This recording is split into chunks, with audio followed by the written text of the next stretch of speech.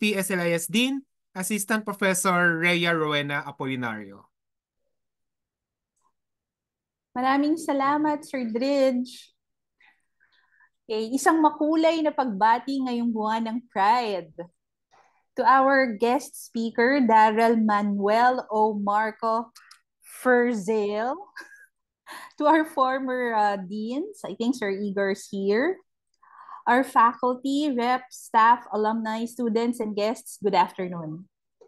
This month of June, we celebrate UP Diliman's Pride Month with the theme Rampa Queens, tungo sa kaligtasan, kalusugan at kalayaan. Later, after the talk of Daryl at 3:30 p.m., there will be a mass up for Pride March at the AS Steps. And at 5 p.m., there will be a Pride concert at the Melchor Hall. So if you're in UP Diliman, please join the festivities. We are very happy, and I am personally very, very happy to have with us an alumnus of SLIS, Daryl.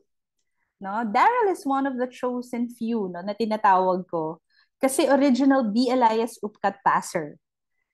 No, noon, kaunti lang kasi yung naglalagay talaga ng BLIS as a chosen course or program sa UPCAT form. Ngayon, napupuno na natin ang ating slots ng ating mga UPCAT passers. So I was also able to work with Daryl in PLAI, the Philippine Librarians Association Incorporated, and UPS LSAA. And in those engagements, I have seen Daryl's brilliance, coolness, and composure. No, trivia. Actually, yan si Daryl, our relationship goes beyond yung professional. Dahil storyteller din yan si Daryl, I invited him actually during the first birthday of my daughter, na si Liv. No, so nag-storytell siya sa mga bata and tuwang-tuwa kami, pati matatanda, doon sa ginawa niyang activity.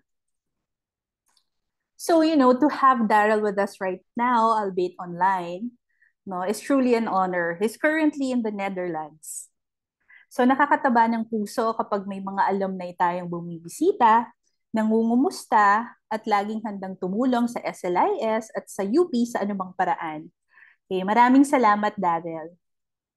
June is a time of celebration, empowerment, and unity for the LGBTQ+ community around the world as we celebrate the Pride Month.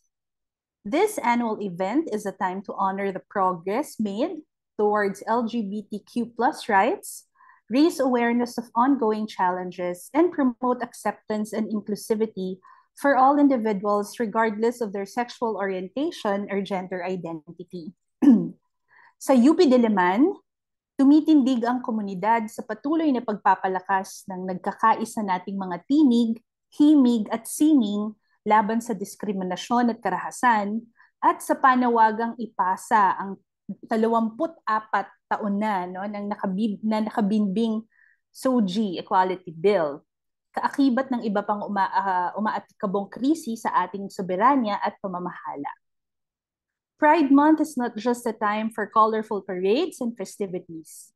It is a crucial moment for advocacy and education.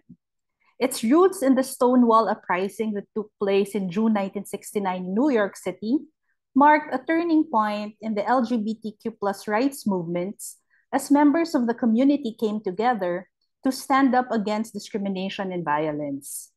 Since then, Pride Month has evolved into a global celebration of diversity, equality, and love. Sorry.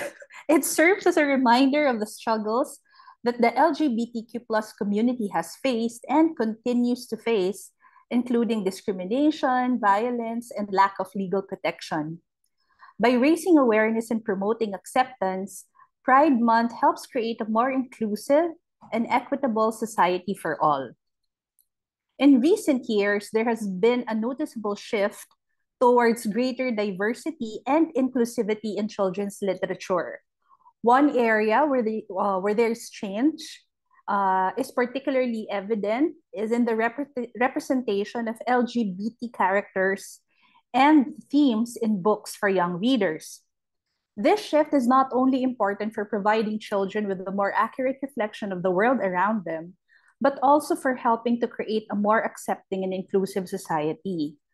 Pero for many years, no, the representation of LGBT characters in children's books was non-existent. This lack of representation not only sent a message that being LGBT was something to be hidden or ashamed of, but also left many children feeling unseen and unrepresented. By including LGBT characters and themes in children's books, authors and publishers are able to provide young readers with a more diverse and inclusive view of the world while also helping to foster empathy, understanding, and acceptance. Our topic this afternoon looks at how bakla is represented in Filipino children's literature, a very interesting topic that I know all of you are excited to hear about. But before I end, allow me to thank in advance the Gender and Development Committee of UPS Elias who made this event possible. Thank you to Ma'am Wayna Therese Santos, head of the SLIS GAD Committee, and Ms. AJ Villalobos and Mr. Michael Amandi, members of the SLIS GAD Committee. Thank you as well to our tech team, Sir Johnny Sermeda, and our moderator, Sir Jidge Paul Reyes. I would also like to invite all of you on the 63rd anniversary of SLIS on July 1st. We are celebrating our 63 years as a distinct degree granting unit of the University of the Philippines, Diliman. We will have month-long activities this July to celebrate our anniversary. So every Monday of July, we will have various events in celebration of our 63rd anniversary. To start off on July 1, at 1:30 p.m., we will have an exhibit that features the history and milestones of SLIS. This will be at the space outside the SLIS Dean's Office at Soler. So, sana pumunta kayo ha. On July 8, Monday, we will have a webinar on research integrity by Assistant Prof. Wayna Therese Santos, the chair of the UP Diliman Task Force on Research Integrity. On July 15, magkakaroon naman ng activity ang SLIS SC. Okay, so ano yung mga gagawin nila? It's like a mini parangal, no, for mag-aaral by SLIS. We will recognize SLIS students for their hard work throughout the academic year. So watch out for further details too.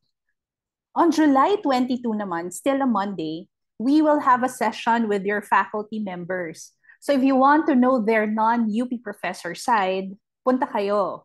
Do you want to know about fountain pens, cards, games, mga yo-yo, digital arts, pagko-crochet, makeup, Miss Universe winners trivia and other trivia, punta kayo, no? So more details to follow soon. And syempre, sa last Monday ng July, that's July 29, now we will have an activity hosted by the UP Library Science Alumni Association. So punta kayo kasi baka may paletsyon dyan, no? So watch out for the details. Our 63rd anniversary is a recognition and celebration of our school, its past, present, and future.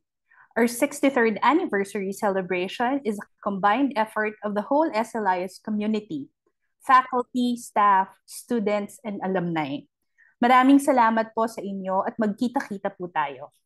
Okay? So alam kong excited na kayo sa topic natin ngayong hapon. Kaya't malugod ko po kayong binabati at wina-welcome sa ating webinar ngayon.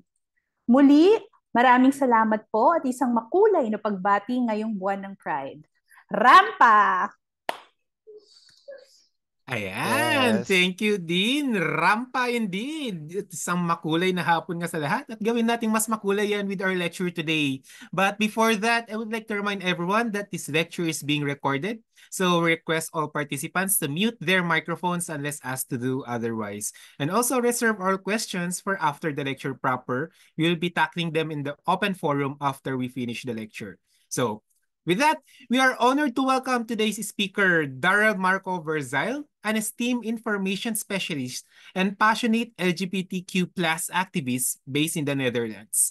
Darrell graduated in 2021 with a master's degree in culture studies through the Erasmus program, which took him to Scotland, Denmark, and the Netherlands. He is also a proud alumnus of the University of the Philippines School of Library and Information Studies, where he where he earned his Bachelor of Library and Information Science degree. Darrell has extensive experience in both school library and special library settings. He also maintains a deep interest in children's literature, which enriches his approach to information science and literacy. With his extensive background and commitment to both information science and advocacy, Darrell brings a unique and invaluable perspective to our event.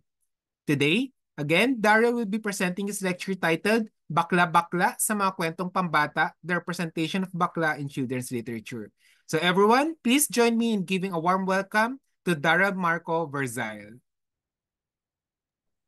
Hello, thank you. Parang ang weird pala na nawala kang kausap. Ganyan. Kausap ko yung sarili ko sa Zoom. Hello, thank you for being here today. So, yung i-share ko today, this afternoon, morning in the Netherlands, uh, was my research topic during my Erasmus program. It's entitled actually the representation of the bakla in Philippine children's literature. And then nung in-invite ako ni Ma'am Rhea and then ni Waina to give this talk, I instantly said yes, of course, not just because I'm an alumnus of UPSLIS, but to put prime on the importance of representation of of me in children's literature or in literature in general. So to start off, syempre gumawa tayo ng Canva for that. Ayan.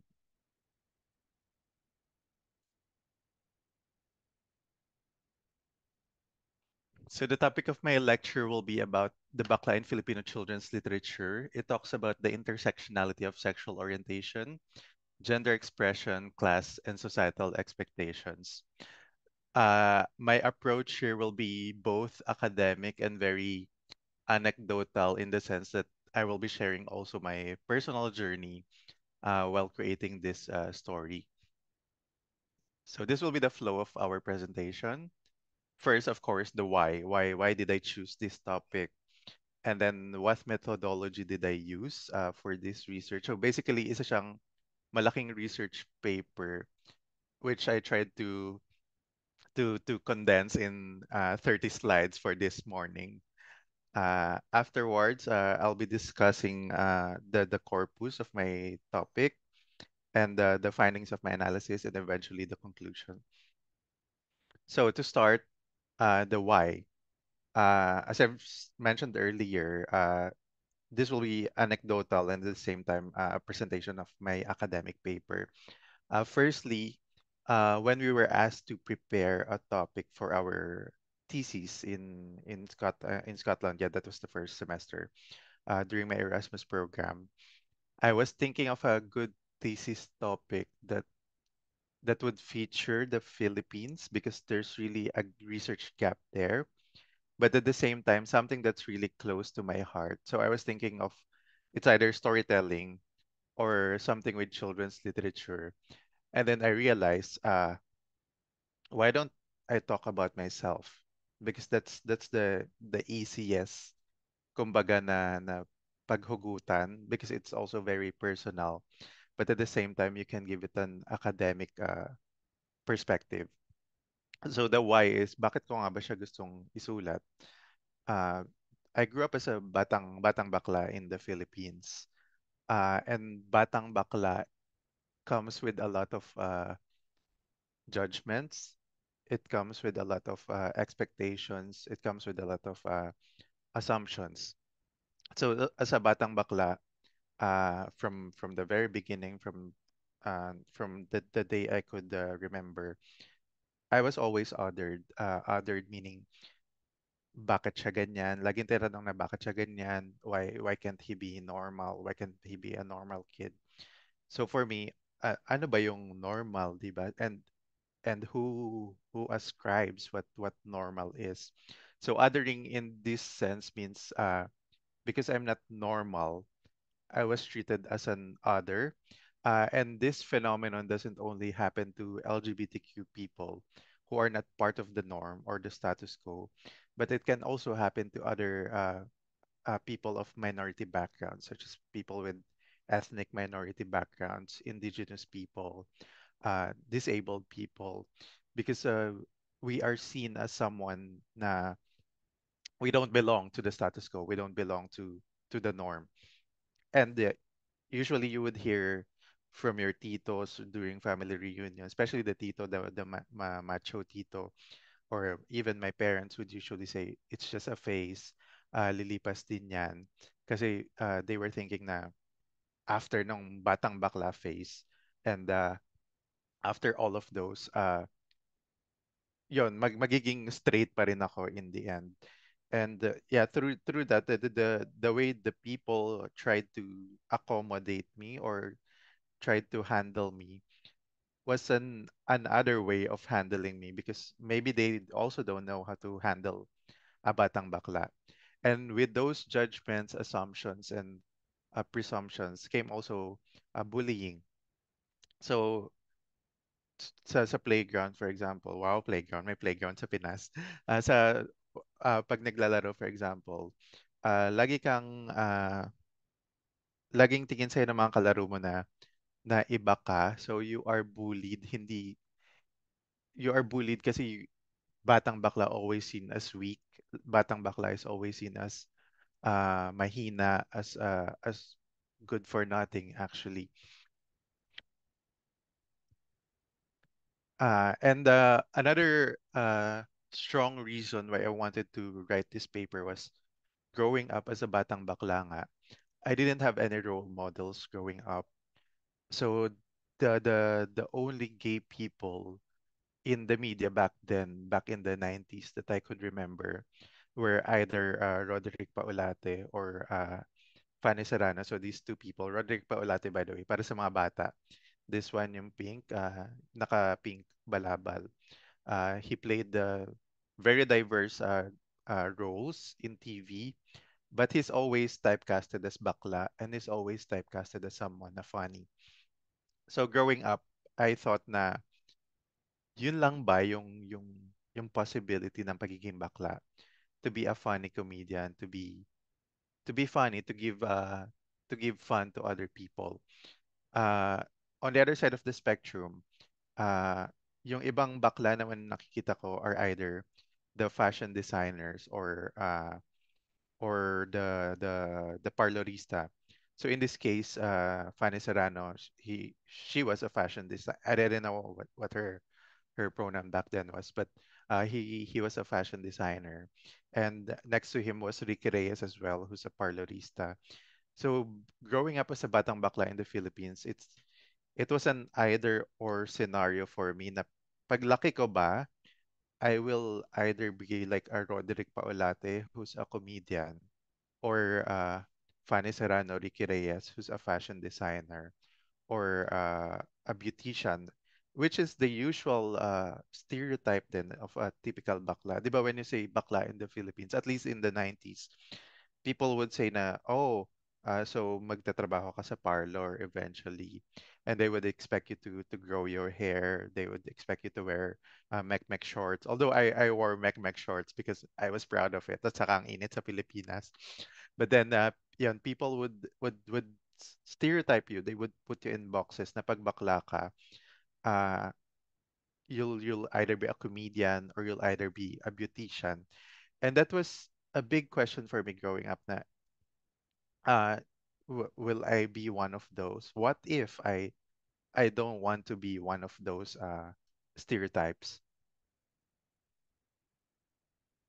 And so connecting this to children's literature, the lack of having a role model. So when I was studying my master's during my Erasmus program, it's called Children's Literature, Media and Culture, by the way.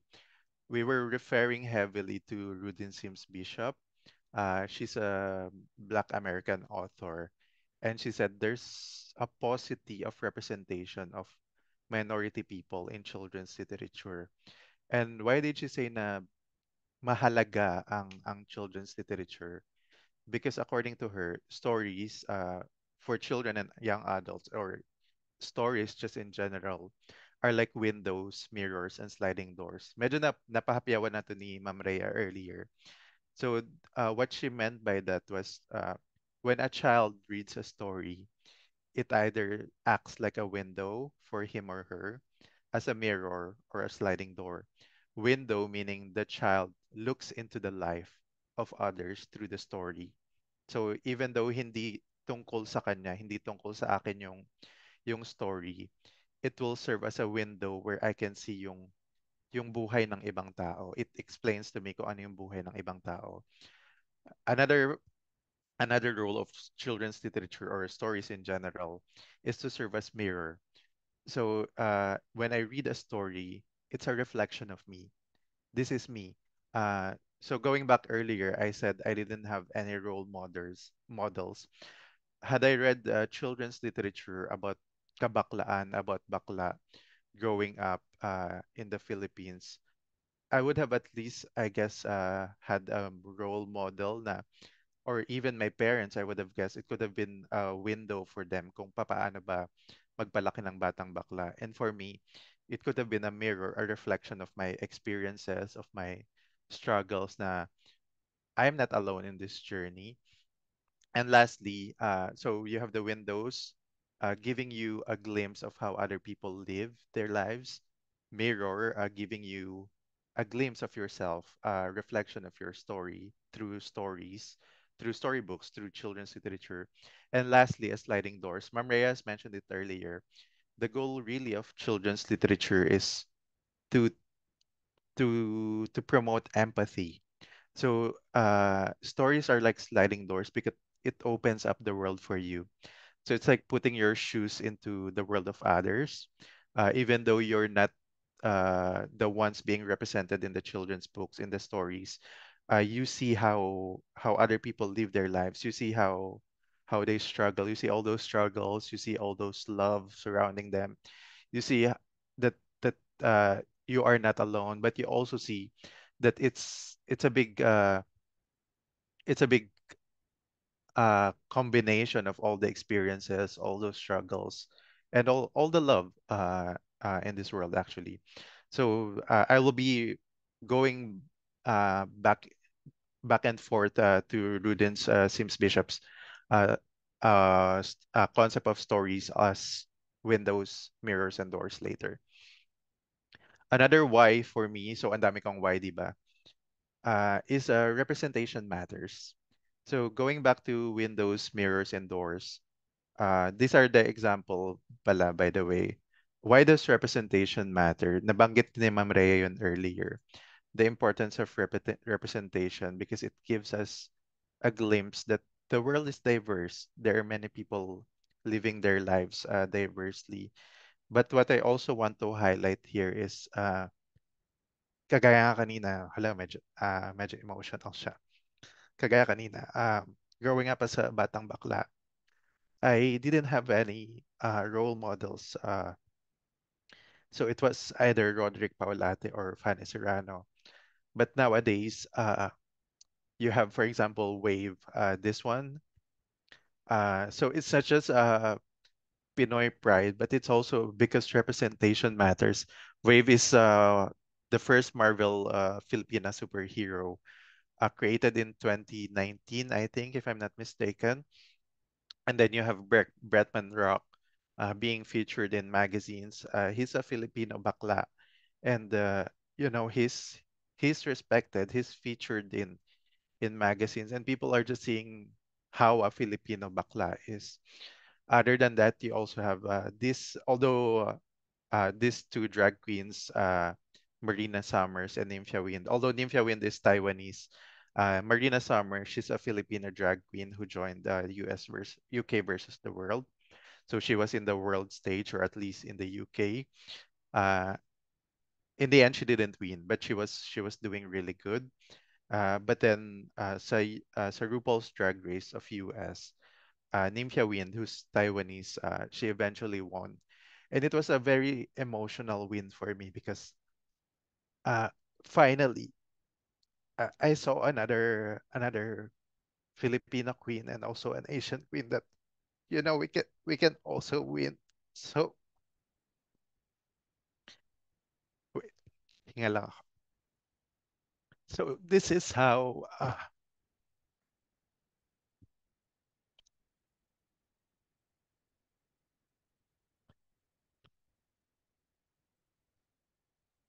Wait lang hinga lang ako.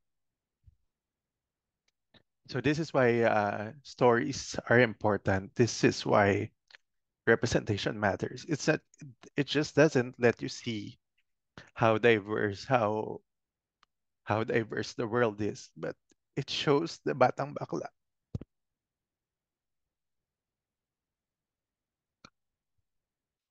But it shows the batang bakla that he can also win in the end.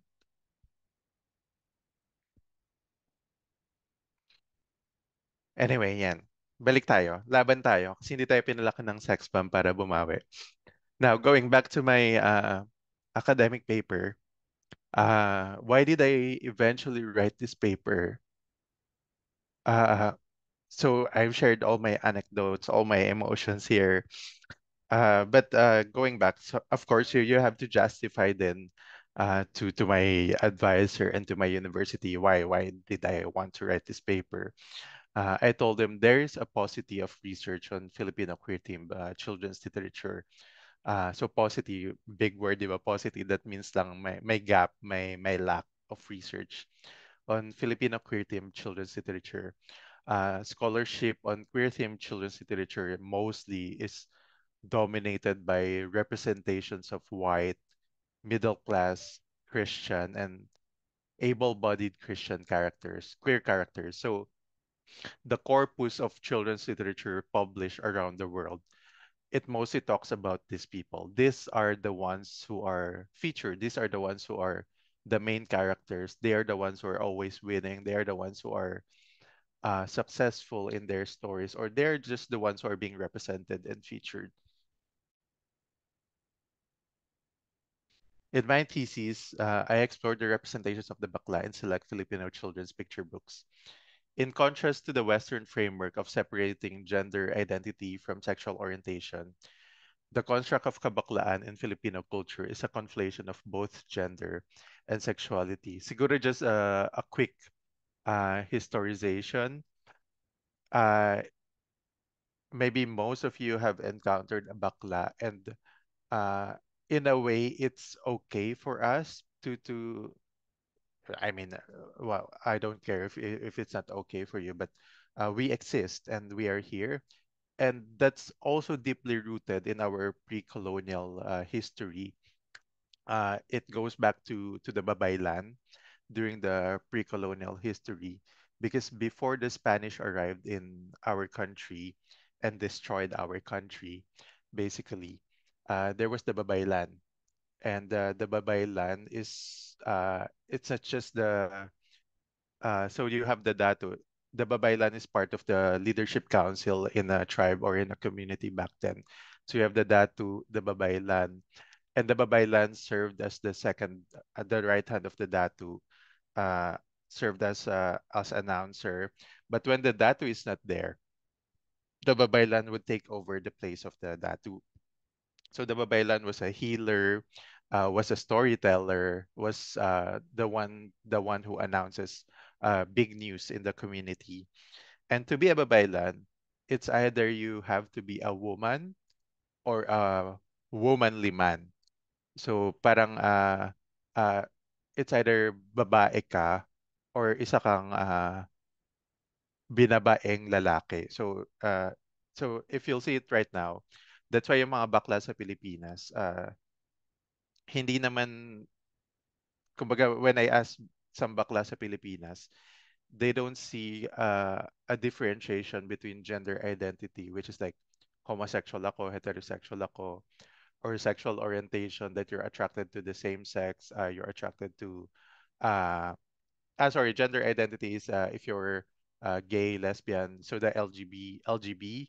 Uh, Sexual orientation is if you're more homosexual, attracted to the same sex, or heterosexual, attracted to the opposite sex. So for them, it's just a conflation of gender identity and sexual orientation na babaeng lalaki sila.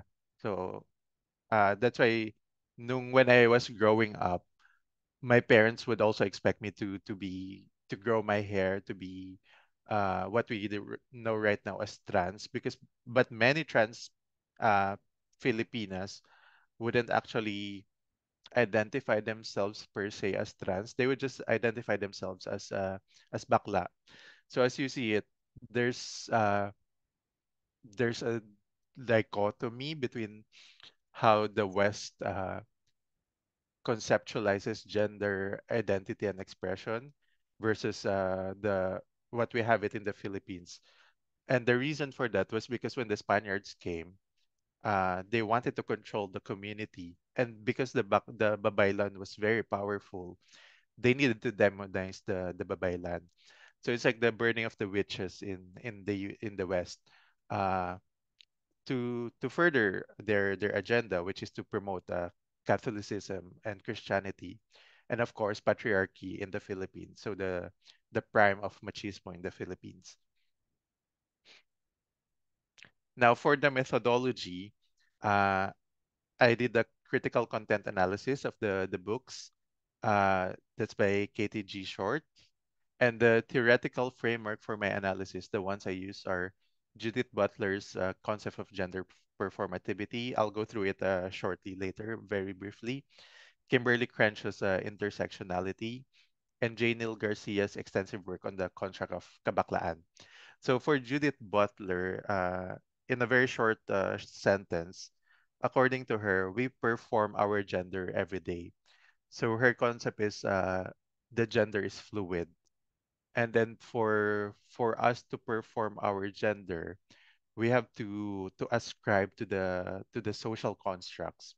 So to give a definite example, for example, when you are born, uh, the society when you are born female, the society would ascribe certain expectations, but at the same time, certain behaviors, certain colors that you are supposed to perform, that you're supposed to. So, for if you're a born female child, you're expected to be mahinhin, you're expected to be masunurin, you're expected to be obedient. Uh, they will ascribe to you that you're supposed to wear pink.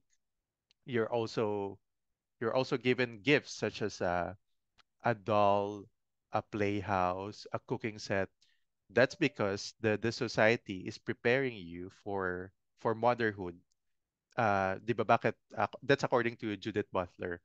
Bakit kailangang dolls yung paglaruan ng mga bata? Because you're expected to care for the doll, which eventually when you grow up you're expected to to take care of a baby. Pero bakit ganon? Who ascribes that? Sino bang may sabi na dapat pag babae yung anak mo, doll yung paglaruan nila? Sino bang may sabi na pag babae yung anak mo, pink yung suotin nila? Sino bang may sabi na pag babae yung anak mo, dapat mahinhin sila, dapat obedient sila, dapat nurturing sila? So these are all social constructs revolving around gender, and this can be broken according to Judith Butler. These constructs can be broken. Now, for Kimberly Crenshaw's intersectionality, according to her, when you analyze the world in general, the forms of oppression is not just one form of oppression. So when you look an ethnic minority, for example, me, for example, uh, as a bakla of color living in the Netherlands, which is predominantly white people, uh, the usual lens of the people is very I'm seen here I'm seen here as a double minority because first of all I'm a person of color, and second of all I'm a bakla. Now what are the repercussions of that? When you are a minority, uh, first of all you can get discriminated. You struggle with racism. You're also seen as somebody who's inferior. Uh, and in terms of work, for example, uh, you don't get priority in comparison to white people, for example. Mas madali sila makahanap ng trabaho as opposed to people of color. And there's also the problematic version of model minority. So Asians or even Filipinos, for example, we are seen as the model minority in in the West, in the Western world. And that's a very problematic example because that's very racist. We are model daw kasi masunurin tayo. Asians are masunurin, hardworking, and we are very obedient. But that's very racist because it doesn't give us the agency. It doesn't give us the agency to excel, to to just to be ourselves na hindi naman ako ganyang Asian na obedient, na masunurin, na hardworking.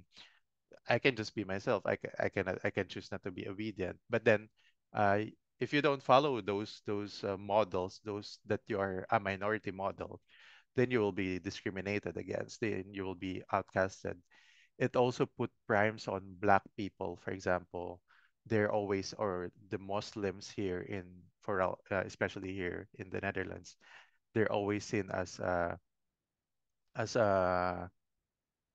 violent people, as people who would always do crimes, and that's a very racist view of the world that just because they're black, seen na sila as violent, or just because you're Asian, seen ka na as obedient, as somebody who wouldn't talk back. So you take away the agency of the people on living their own lives. So that was my second framework for analysis. And the third one is J. Neil Garcia's extensive work on the construction of bakla. So he wrote Philippine gay culture back in 1996, if I'm not mistaken, and updated around 2013. So, yes, going back to Jane Neil Garcia's work on kabaklaan, yun nga, sabi niya, yung yung kabaklaan nagmula siya the reason why yung mga bakla they are freely seen in our society, we are freely walking around in our society, is because it's rooted in our pre-colonial history of the babaylan na mga binabaeng bakla. But then the question there is, yes, we are seen in the society, but as Ma'am Rhea mentioned earlier, do we have the rights? Are we protected by our law? For example, pag nabully ba ako sa street bilang bakla, poprotektahan ba ako ng society ko? Will I have equal rights to work, for example? Will I have equal rights? I remember there's a big discussion about the use of gender-neutral toilets uh, for trans women, for example. So all these things, because I also hear so many discourses of the bakla being accepted in the Philippines, when in reality it is not, because walang mga batas, walang mga laws na magpoprotekta sa bakla sa Pilipinas. For example, when you're living with your long-term same-sex partner, uh, and you have to make medical decisions, you are not still kahit 20 years na kayong magkasama together, and for example, uh, mamamatay na yung partner mo sa hospital bed, you are not allowed to make medical decision for your partner for 20 years. Kasi walang ganong nakasulat sa batas natin that same-sex people are uh, are they don't have civil union, so we don't have the rights to decide for our partners, even though we're living together for a very long time. So these are the theoretical frameworks I use for my analysis.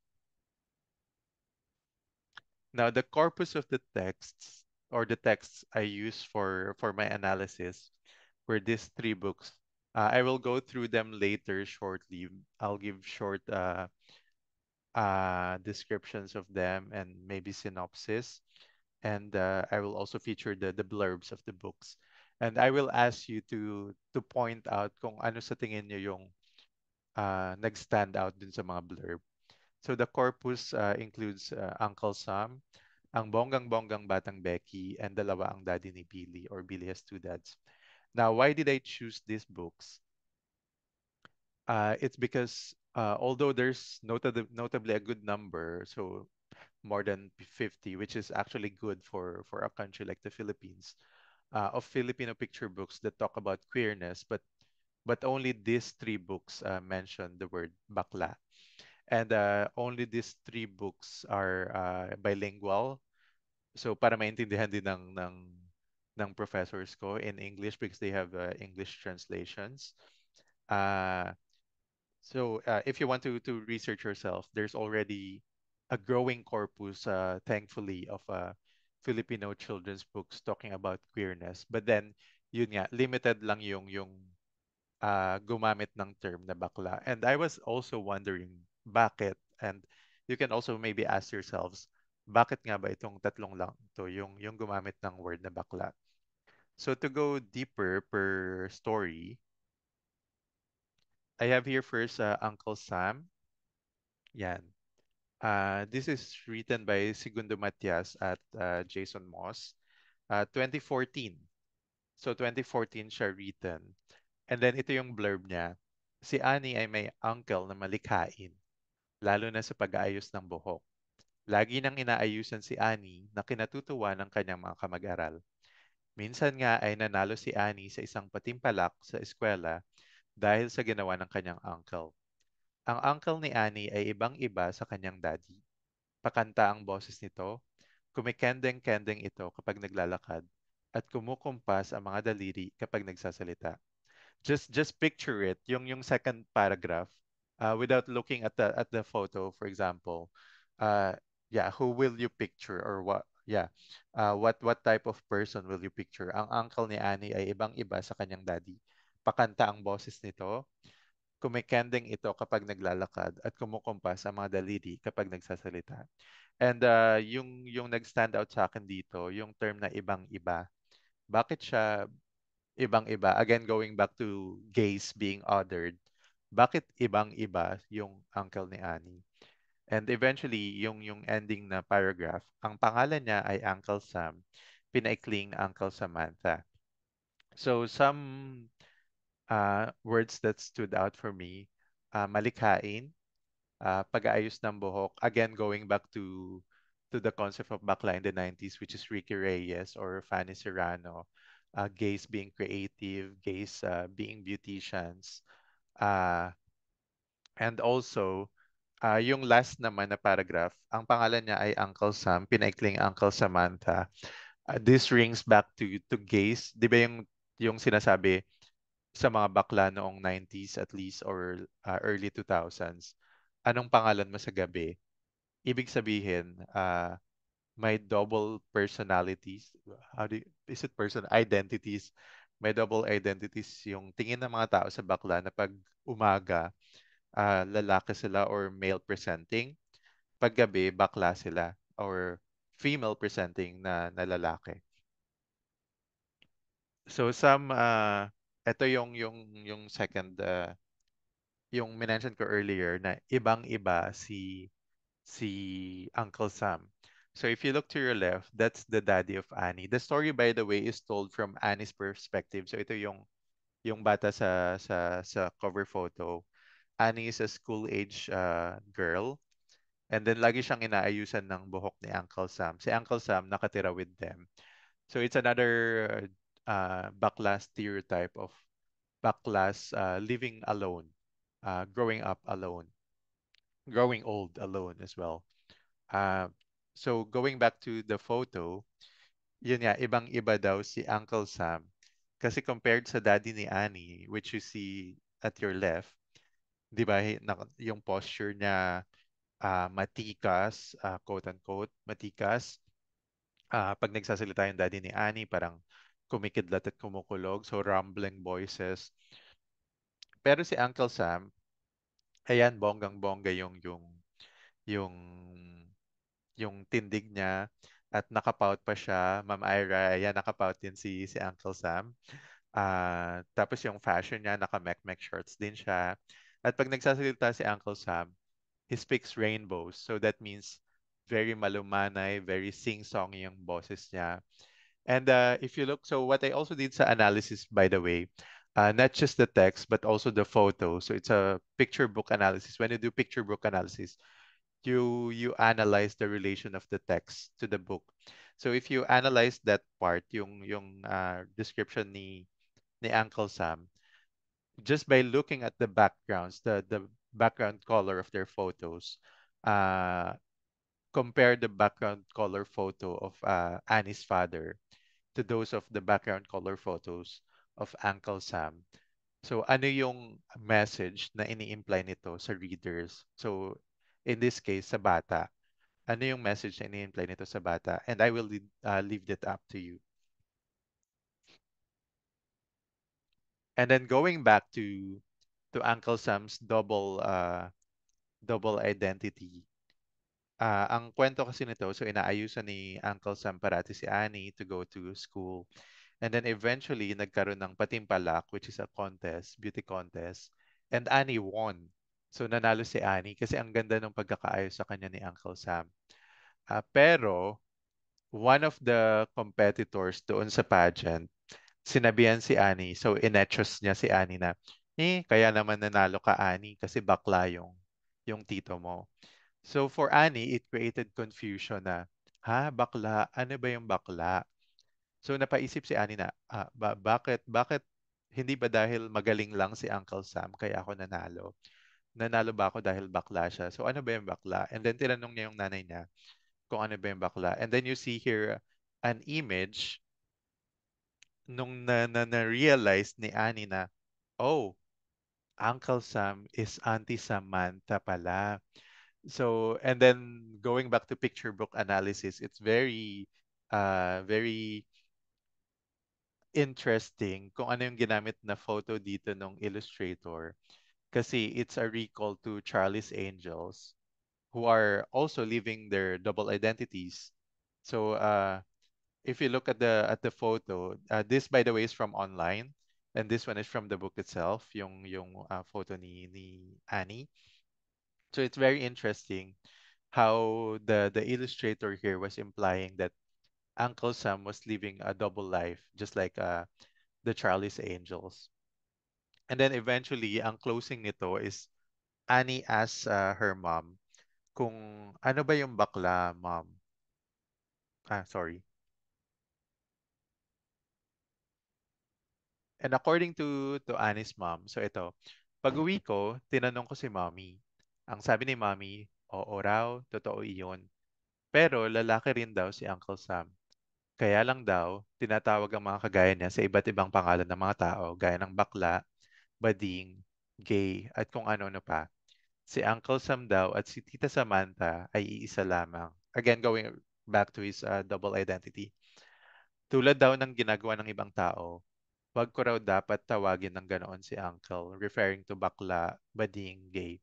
And my question was why, actually.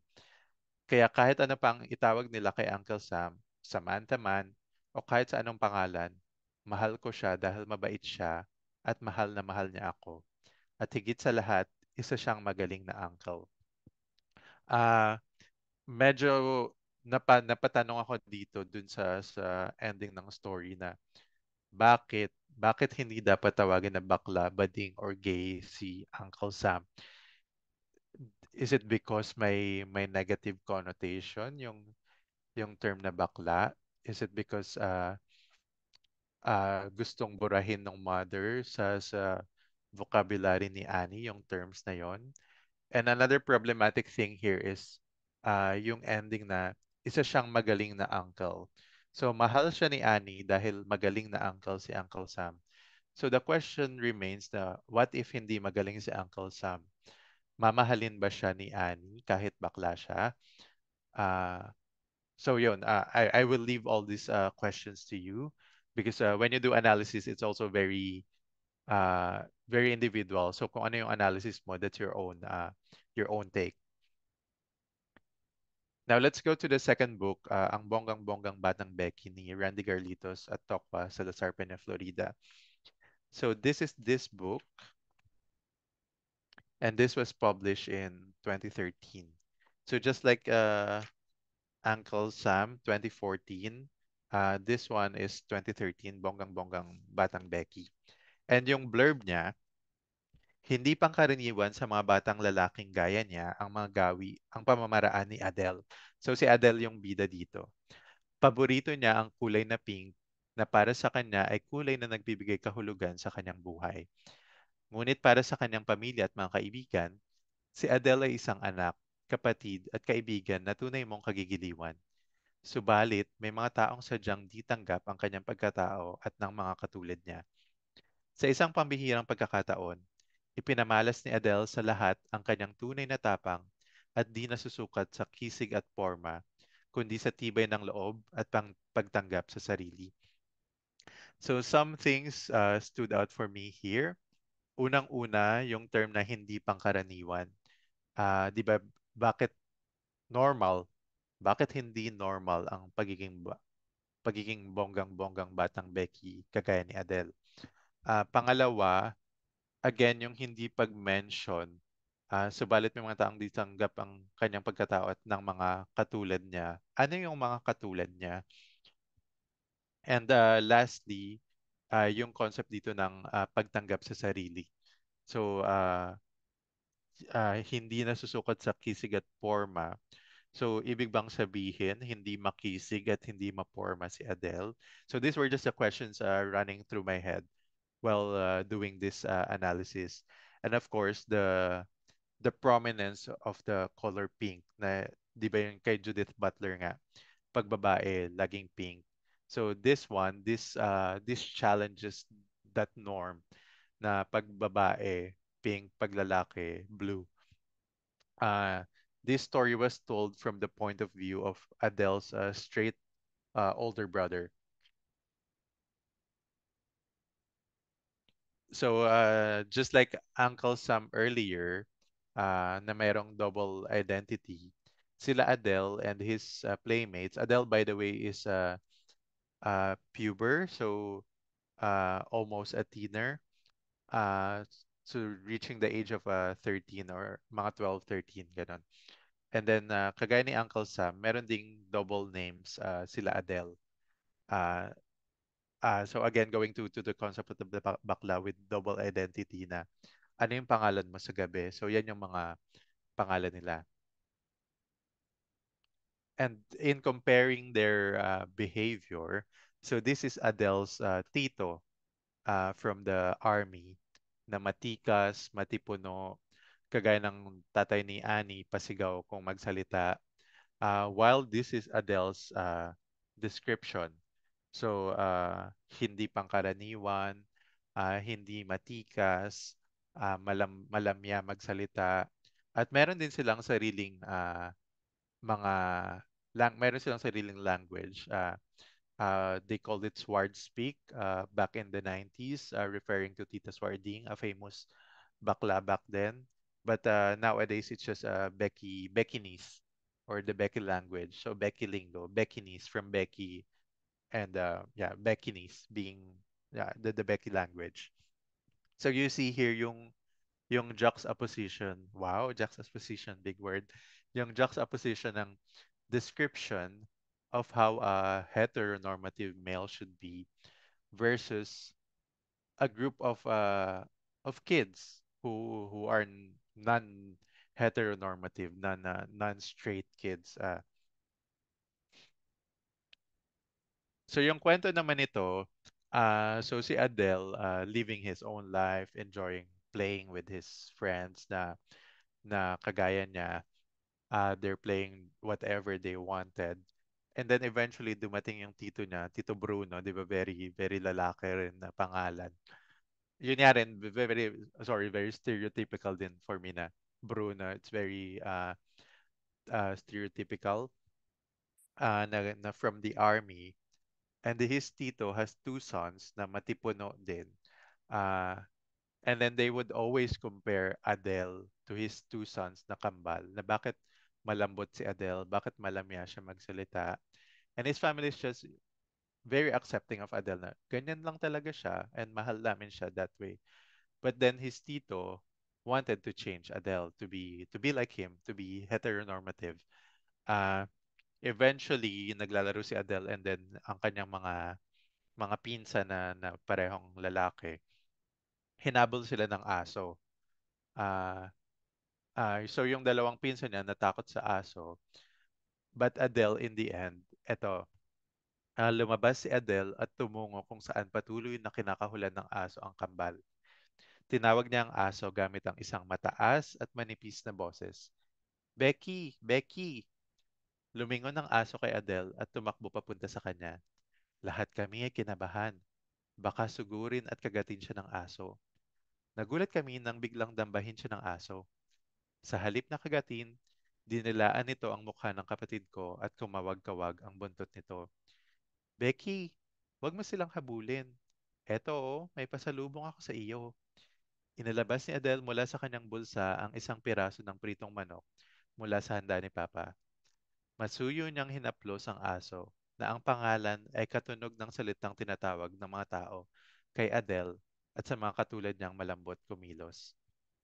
So you see here yung dun sa pagtatapos ng story, yung pagyakap ni Adele ah sa sarili niya, sa pagkatao niya na personified, well, how do you call it? Animalified dito through Becky, 'di ba? Ang suspect na ang pangalan nung aso is Becky. So this is a metaphor of Adele eventually embracing his own Beckiness. And from this excerpt itself, it shows it na kaya rin ni Adele bilang Becky na ipagtanggol yung mga taong naaapi, kaya rin niya magmahal at hindi siya takot dahil yun din yung usual assumptions na pag Becky matatakotin ka, duwag ka, mahina ka, at hindi mo kayang ipagtanggol yung mga naaapi.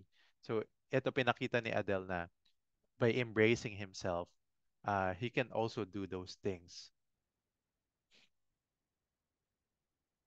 And lastly naman, yung dalawang daddy ni Billy. So this one, sinulat ni Michael P. de Guzman at Daniel Palma Tayona.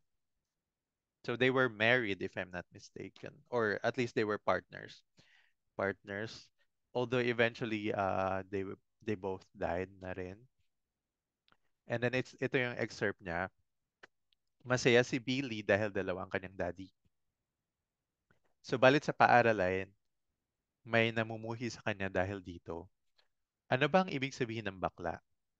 Ipinagdiriwang ng radikal na likha ni De Guzman at Tayona ang pananagumpay ng pagmamahal laban sa diskriminasyon habang tinutuklas ni Billy ang natatangin niyang lugar sa mundo. So, itong kwento naman ito, this was told from a third person's perspective. So, just an observer looking at how Billy lives his life with his two dads. So, in comparison to the previous two, yung presentation ng bakla dito is more the nowadays what we call the bortang bakla, meaning na yung malalaki yung katawan. Unlike Uncle Sam na malambot kumilos or Adele sa bonggang-bonggang batang Becky na may gay speak. Dito very heteronormative yung presentation ng parents ng dalawang daddy ni Adele. Just look at their physical images here. And even the sports ng isa niyang daddy, basketball, which is not always ascribed to gay people in the Philippines. Uh, so unlike Uncle Sam and Adele, they're presented here as more straight looking individuals. And then ang conflict nito, so si Billy, he's a school-age boy. Uh, every day hinahatid sundo siya ng daddies niya. So one is daddy and one is papa.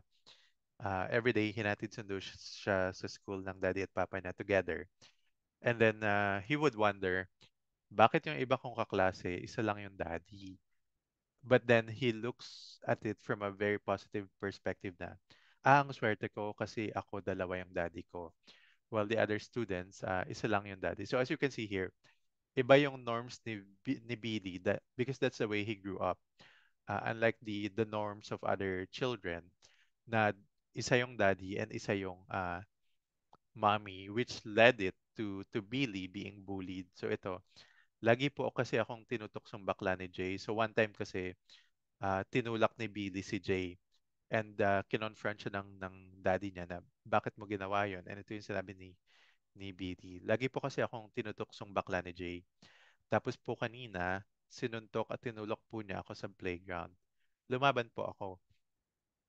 Nagkatinginan ang dalawa bago nagsalita si Papa. Dalawa meaning the Papa and the Daddy. Bakla ang tawag ng marami sa mga boys na nagmamahal ng ibang boys. Kasi tinanong ni Billy, ano nga ba yung bakla? And then eventually, Billy asked, bakla din po ba ako, Daddy?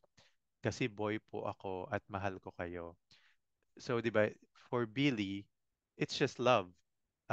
So, bakit mayroong negative connotation? Kasi mahal din naman ni Billy yung tatay niya and lahat sila boys. Napangiti si Daddy. Maraming klase ng pagmamahal, Billy. Mahal ka namin bilang anak. Mahal mo kami bilang magulang mo. Ang ibig sabihin ni Papa mo ay ang pagmamahalan ng mag-asawa. Parang kami ng mami mo noong nandito pa siya. At parang kami ng daddy mo ngayon, dugtong ni Papa.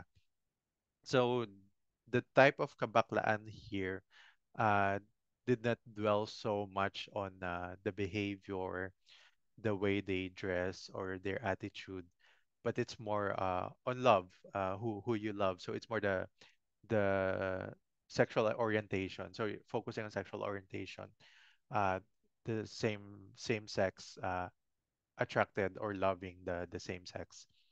Um, and it also actually features uh, a glimpse of bisexuality here na pinakita na yung palang daddy ni Billy was once married to a woman, uh, but then she eventually died kaya eventually the father when the father went living with the papa. So it also featured yung Judith Butler's concept of the gender is fluid.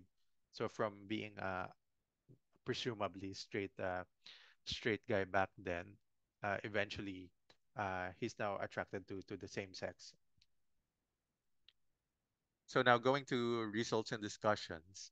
Uh, Analysis of the three picture books which I mentioned, it showed us various representations of kabaklaan embodied in a parloristang bakla, referring to Uncle Sam, an effeminate Becky child, referring to Adele, and a homonormative bakla couple. These characters perform gender through clothing, as I've shown earlier, behaviors, and even language that present relatively stable and singular gender identities. What do we mean by singular gender identities? All throughout the story, yun lang yung identity na pinakita nila. Uncle Sam as a parloristang bakla, uh, Adele as an effeminate Becky child, and the two daddies as a homonormative bakla couple. So hindi pinakita si Uncle Sam, for example, as a friend. Paano ba si Uncle Sam as a friend? Or papaano ba si Uncle Sam as a kapatid sa nanay ni Annie? So all throughout the story, pinakita lang siya as a parloristang bakla. So it's a very one-dimensional showing of the story. So here, ito yung example. Si Adele, effeminate back child. And then yung dalawang daddy. Some themes that showed up. Ito yung sobrang nag-stand out sa akin. None of the picture books is narrated from the perspective of a definitively bakla character. Although they were talking about the bakla, yung kwento ni Uncle Sam told from a perspective ni Annie, who's presumably a straight girl. Ang kwento ni Adele, told from his brother's perspective, who's presumably a straight boy. And then ang kwento ng dalawang daddy is told from a third person's perspective. Now we don't know. We cannot presume anything.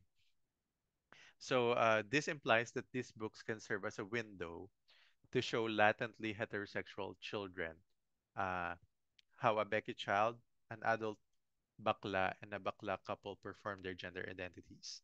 Though these picture books can also serve as a mirror for queer Filipino children, the narrative perspective of the presumed heterosexual characters are privileged over the voices of the bakla themselves. So it could have been nicer sana kung yung stories themselves were told from the perspective of the bakla themselves, how they viewed the world. Kasi ito, how Annie viewed the world, how the brother viewed the world, and how the third person viewed the world. This also rings back to the debates of straight actors, for example, performing gay characters on films or even on theaters na bakit hindi nyo na lang kunin yung gay people themselves? At least we have lived the experience so we can genuinely show how it is to live as a bakla. Or even for black people, for example, it's very, for especially in Hollywood, for example, si Katniss Everdeen, di ba? She was described as someone with olive skin, as someone basically from the Mediterranean. And then eventually, ang kinas nila is Jennifer Lawrence. Well, while she's a very good actress, she's a blonde and white actress. So this puts to prime na yung norms pa rin of of whiteness, of uh, being straight, bakit yung pa rin yung norms? Bakit sila pa rin yung kinakast? Why can't you just cast people of Mediterranean descent, for example, people with exactly olive skin? Or in my case, for example, bakit hindi na lang kayo mag-cast ng totoong bakla characters? Bakit kailangan magpaka-effeminate ng straight actors uh, to portray gay characters? Another theme is, yun nga yung na-mention ko earlier, uh, kasi yung gender performance, gender is fluid. It can range from being a masculine, the spectrum of being masculine to being feminine. But then, as I mentioned earlier, relatively stable gender identification yung pinakita ni Uncle Sam and Adele sa bonggang-bonggang batang Becky as feminine bakla, and dalawang daddy ni Billy as masculine bakla. And moreover, none of the picture books features an elderly bakla. Have you ever wondered, yeah, anong nangyayari sa mga bakla pagtanda nila? The thing I've seen, I think, was Markova. That's a film featuring Dolphy Kizon. But yun nga, it's another straight actor portraying an old bakla. So ano nga ba nangyayari sa mga bakla pagtanda nila? So I think that's also a good story to write on or maybe to research on.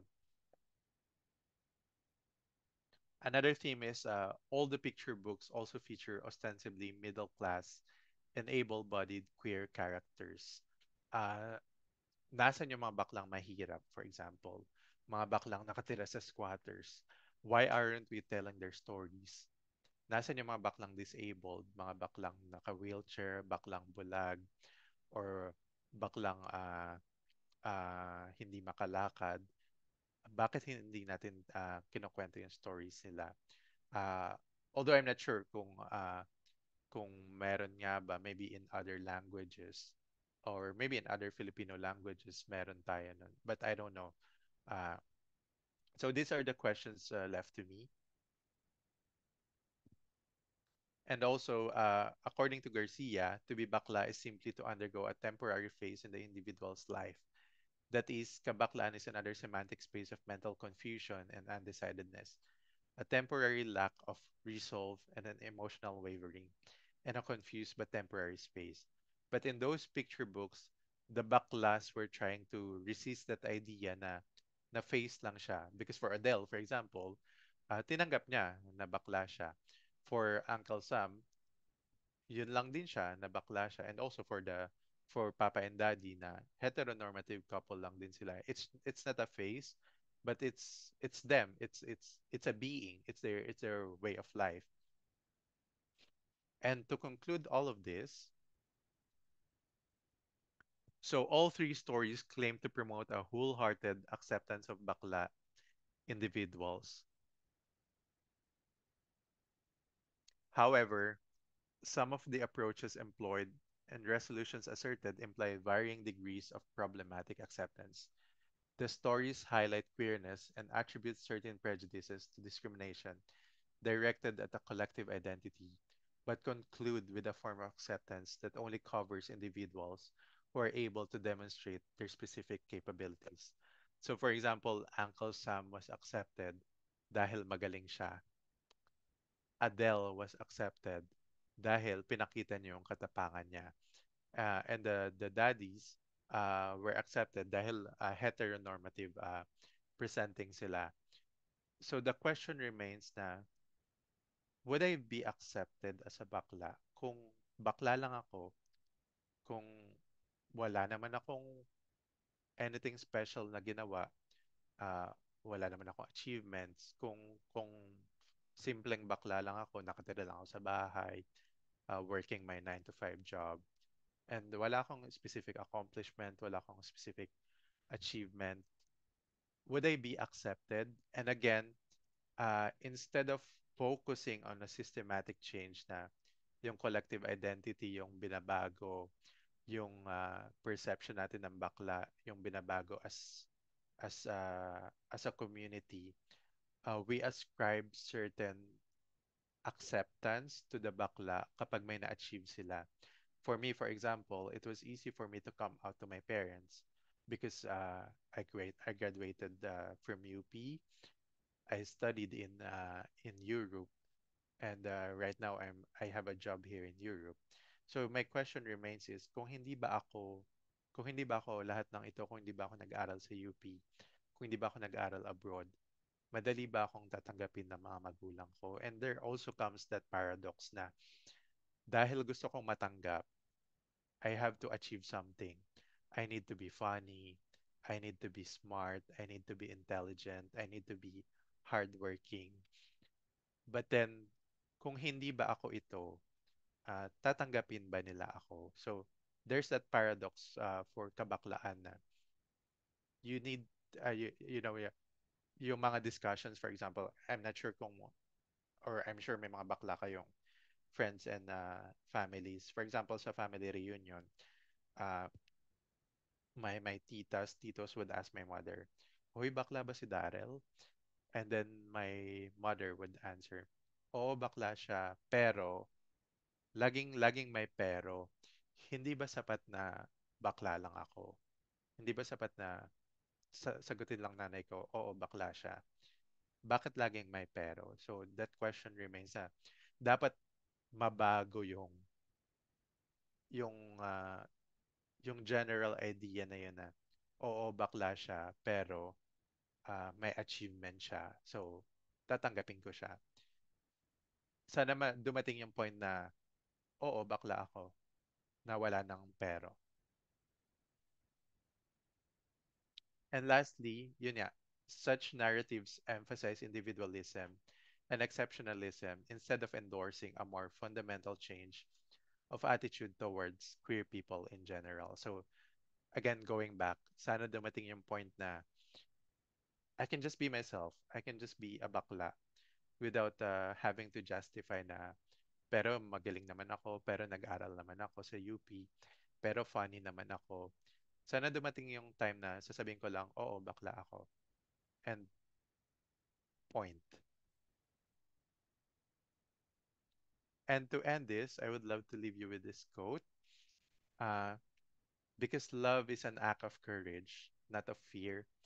Love is a commitment to others. No matter where the oppressed are found, the act of love is commitment to their cause, the cause of liberation. This is from Paulo Freire from the Pedagogy of the Oppressed. And of course, I hope they pass the SOGI Equality Bill.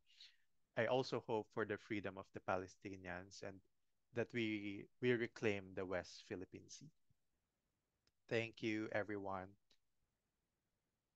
And don't forget, laban lang tayo ng laban dahil hindi tayo pinalaki ng sex bomb para bumawi.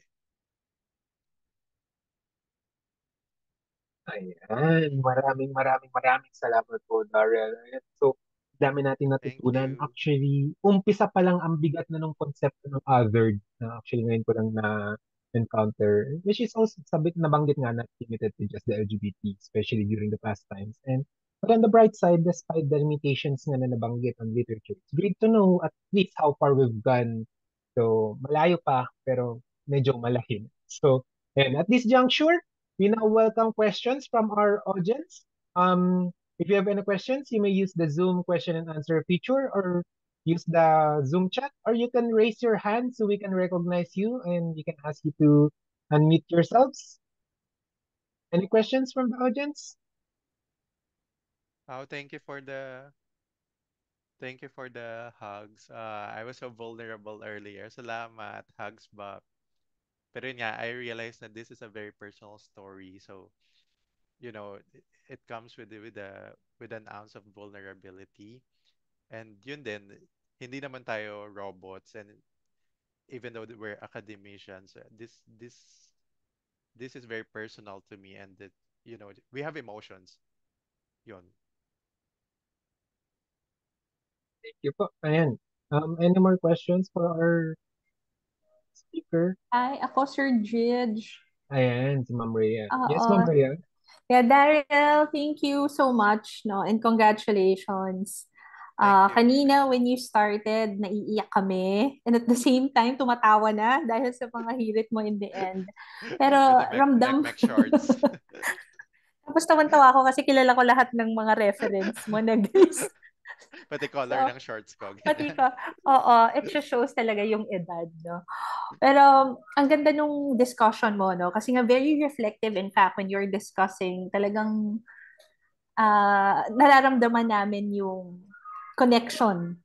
Diba? So, in your study, Daryl, di ba tatlo yung books no na na con- na content analyze mo? Are you still in the process of doing more? Right now, Mm-mm. no. But then, Mm-mm. marami na kasing corpus na dumarating na queer themed children's literature. So from time to time, alam mo yun, Ma'am Rhea, yung mindset ko pag nagbabasa ako ng children's literature, I tend to analyze it na. Hindi na siya parang surface level na lang. So the to your question, am I still doing it now? No. But then when I'm reading it, I do it myself on my own. Oh. Yeah. Yeah, tapos And follow up also, dun. yeah. Yeah, Yeah. sige, go ahead, go ahead. And also siguro rin hindi ko na mention kanina yung concept ng visible invisibility, yung bakla, yun din, 'di ba sa society natin, visible yung mga bakla, but then we don't talk about it even sa family. So yun din siguro yung rationale kung bakit tatlong books lang yung nag-mention ever ng word na bakla doon sa, kasi maraming Filipino queer themed literature eh. But then I'm not sure are they trying to evade the term bakla, or maybe it's yun nga the concept of visible invisibility na, oh, it's just there and we don't need to talk about that because it's there. Yung follow-up question. Yeah, oo, yung follow-up question ko kasi nga, isa sa mga conclusion mo, di ba, that nakita mo, parang maganda naman na tingnan yung perspective ng bakla mismo. Di ba? Hindi through the lens of other people. Mm. Since storyteller ka, writer ka rin, Daryl. Mm. So, oo, balak mo ba? Or baka mamaya may sinulat ka na from the Wala pa. perspective mismo. Wala Oo. pa. I think kung magsusulat ako more on an autobiography than a children's book, kasi what I've learned in my program, when an adult writes a children's book, it tends to be prescriptive, na ang nangyayari, kung ano yung para siyang fulfillment of your fantasies. Kung ano yung na-envision ko nung na ideal na kabataan ko, ganun yung isusulat ko. So I want to avoid that slippery slope. Pero kung magsulat man ako ng children's book, baka more on autobiography nga. Yan, sige. Thank you, Daryl. Thank you. Thank you. So far, nahihiya pa ata yung mga audience na magtanong. Ayun, si Ma'am Risa, nagtaas ng kamay. Feel free to unmute yourself, Ma'am Risa. Kinakabahan ako. Let me. Kinakabahan Hello. ako. Parang kami ng time zone eh, Daryl. So, you're right. Well, anyway, first of all, really, I appreciate your talk, Daryl. Very Thank insightful. So, you. I thought all the while I understand this because I'm in a community where exposed ako sa Oo. Ikaw nga yung mother sex various club gender dancer na. namin, Pero di ba? yeah. Diba? At saka yung deep na conversation natin, 'di ba, na I mean, Bak how I wish I have baklaan. more time. Mas malapit sana tayo. Mas maganda, di ba? But well, anyway, it's not more of a question, but it's more of like how I relate to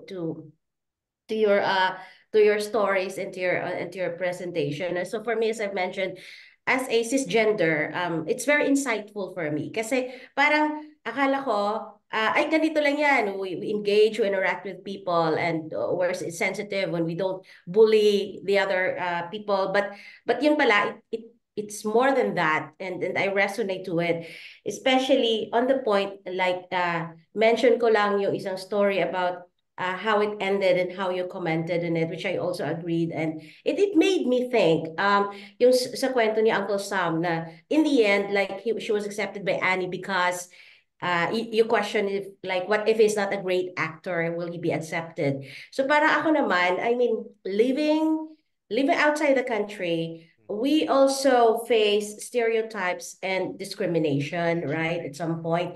Pinag-iisipan ko saan ako makaka-relate doon at saan ko mako-connect yung experience ko being discriminated and being more responsive to the narratives of of LGBTQ. It's more of, for me, pinag-iisipan ko pa, to be honest, wala pa akong answer.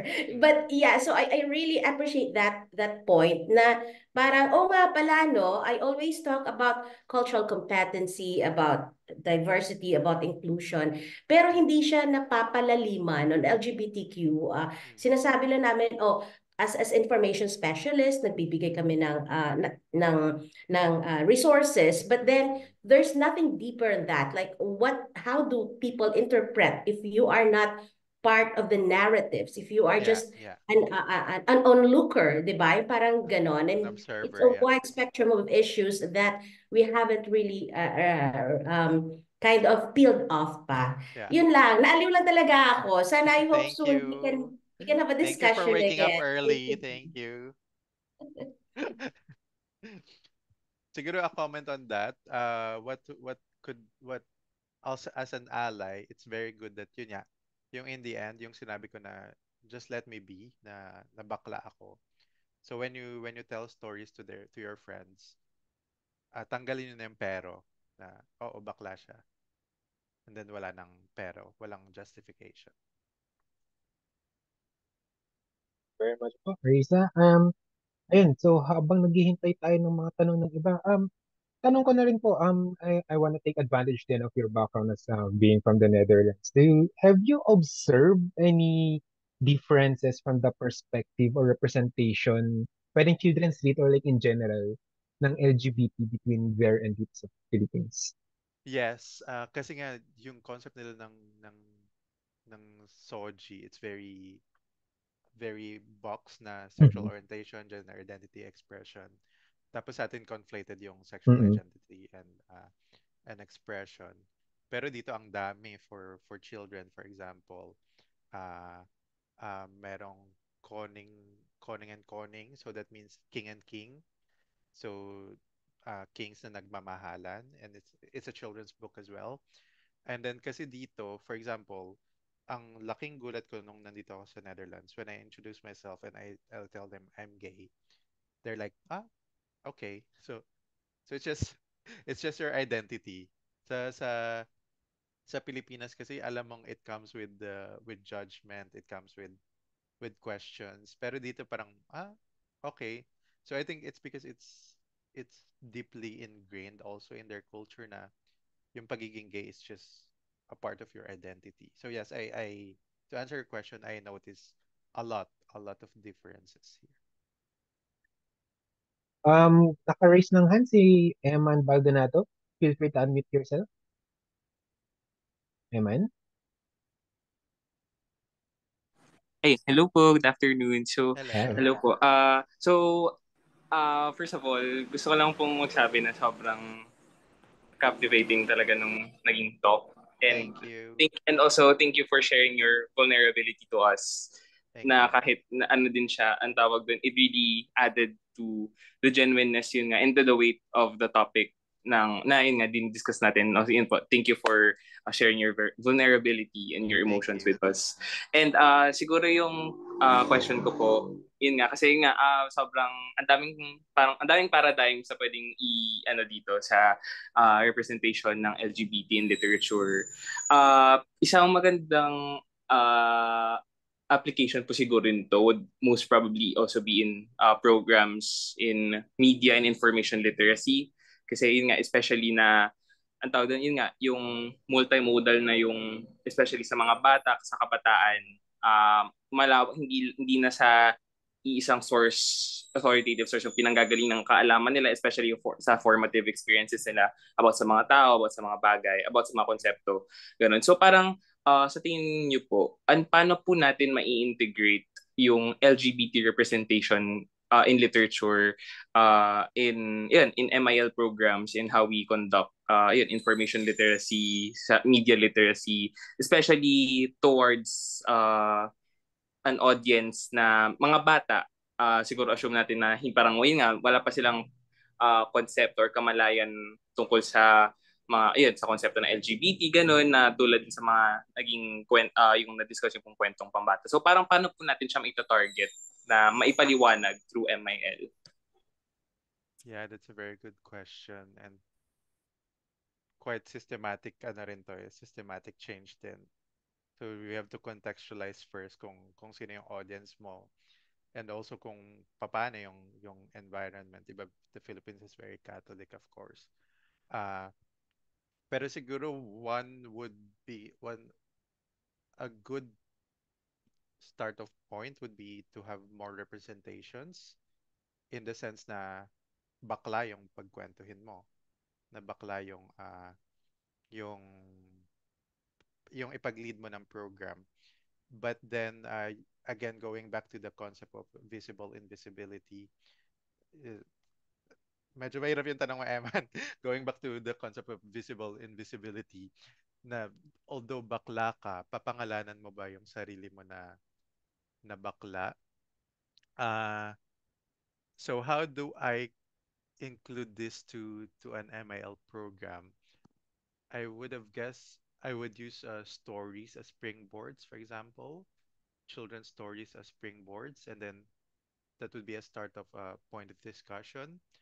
I would also use book talks, for example, kung saan, kasi may nakita ko parang sa TikTok ba yun or Instagram, there's a gay person na nag-share ng mga stories niya, and also nag-share din ng reviews ng Filipino queer themed stories.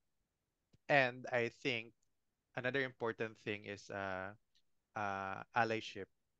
So it's not just the gay people who should be doing this, but also the straight people who would support us para ma-normalize yung presence ng kabaklaan.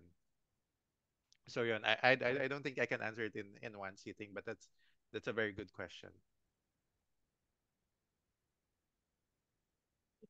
Okay. Any other questions from the audience?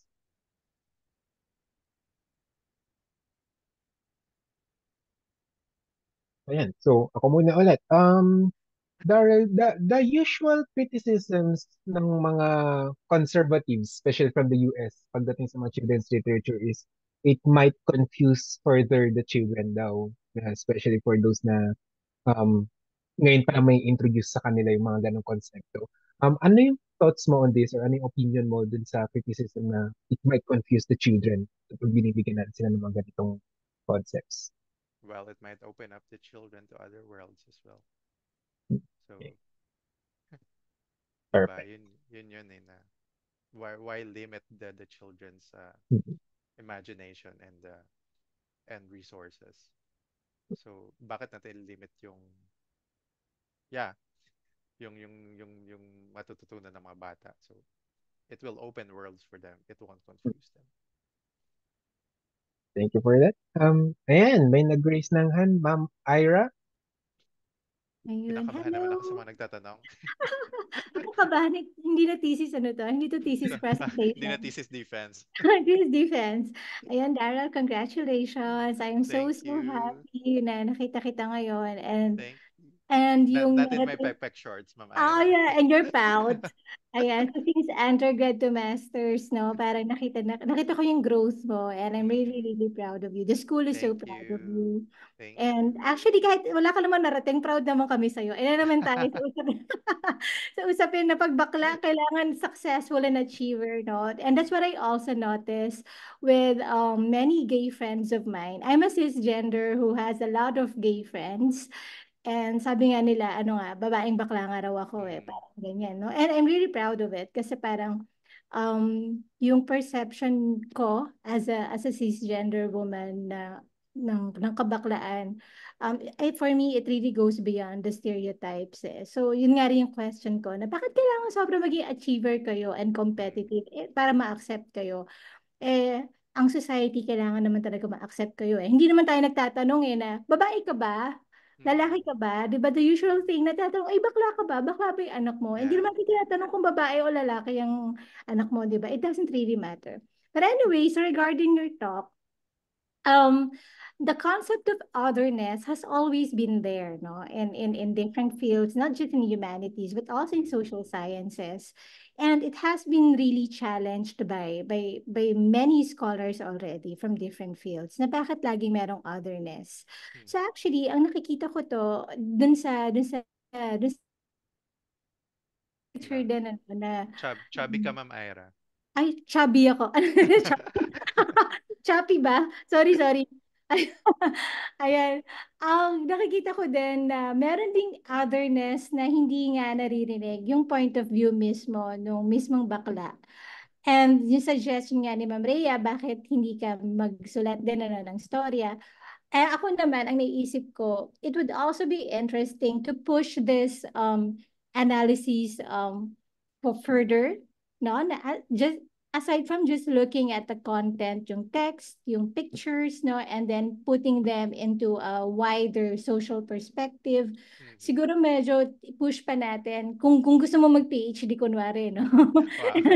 In the future, i-push pa natin further.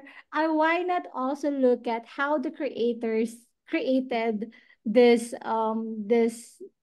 books, these children's books.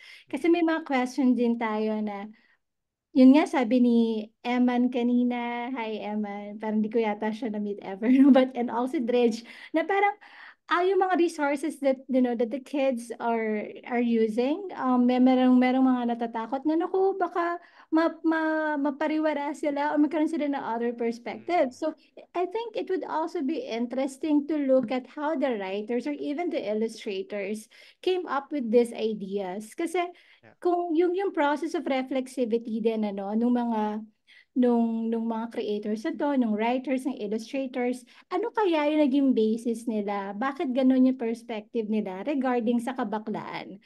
So Yeah. bakit si Uncle Sam, bakit Sam yung ginamit niya? Bakit Samantha? Bakit hindi Yeah. na rin ba pwede na Uncle Boy? Di ba? Uncle Boy Mm, pero bakla siya. Di ba? mm. O Yun bakit din yung kaya mga yung, questions ko, Ma'am Ira. Yeah. yeah. So, And and also also, very, very mm, generation specific din mm. yung mga references. Yes, generations. Tapos kung papagamit natin siya sa mga bata, makaka-relate ba yung mga bata? Mm, So, ang magandang question, i-push pa natin further, bakit yung mga creators din, yun yung naisip. So, medyo yeah. tingnan din natin maaari yung generation kung saan nagbebelong yung creators na yun. Yes. Yung writers, yung illustrators, why Charlie's Angels, no? Bakit yun yung Yes, ginamit niya? exactly. Yun nga, yung mga references, very generation specific. Oo. So, I think kung part of if we're looking, kasi ginamit natin content analysis. So, if you are going to use, let's say, a wider document analysis, natitingnan mo rin pati yung creation niya. So, I think it would also be a good topic. Sa mga estudyante Mm, natin dito, yeah, maaari nyo for gawin PhD. yun. And ikaw Pwede ring din. masters. Oo, for ikaw din, Daryl, in case you'd like to continue studying pa. Kasi ako Okay na, yun yung okay na tanong po ako ko. sa married life. Ay, malay mo, wag kang papakasiguro. Ganyan, na ayaw mo na mag-aral ulit. Marami tayong nagsabi ng ganyan, ayaw ko na mag-aral ulit. But yun nga, no? So, ako yun yung tanong ko na, ano kaya nag-lead dun sa authors na to, na ano yung naging basis nila? Kasi it's also a reflection of how we're putting kabaklaan and mga bakla in a box. Mhm. Yeah. And So, also, as siguro just to share, etong mga authors, they're all gay people. So yung mga nagsulat and illustrator, okay, they're that's gay people interesting. themselves. Okay, Yeah. okay. Pero yung question din is, di ba meron din to be able to write these books, you need network din, for example. Hmm. So it puts prime din doon sa socio-economic status nila. Again, Yes, intersectionality.